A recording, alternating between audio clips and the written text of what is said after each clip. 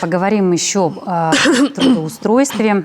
В Коми год молодежи. Что министерство делает для устройства молодых людей республики?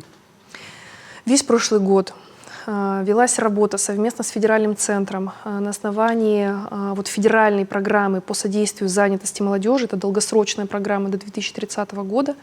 Нами подготовлена такая же республиканская программа, но уже по тем мероприятиям, которые актуальны для республики.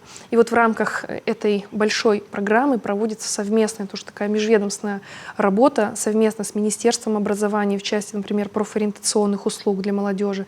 Мы, конечно же, совместно с центрами занятости по уже усилению работы по трудоустройству молодежи. Значит, какая мера поддержки есть федеральная в данной части? Она как раз-таки предусмотрена в том числе программой.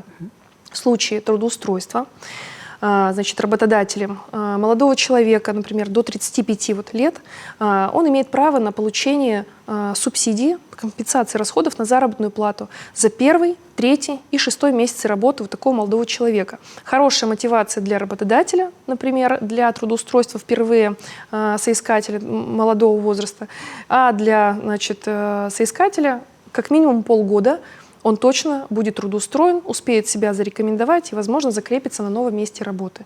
Ну, кроме того, есть и в данной программе и содействие занятости несовершеннолетних в летний период, что сейчас тоже набирает свою актуальность, ведь сезон подходит, поэтому все вот эти вот мероприятия, бесплатное обучение, профориентация, помощь в подготовке резюме, помощь в собеседовании, обучение вот всем этим навыкам, все это содержится в республиканской программе, все мы это уже начали активно реализовать. Ярмарки трудоустройства, которые такие крупные были проведены в этом году уже в республике, которые показывают свою эффективность, все это реализуется для содействия занятости молодежи.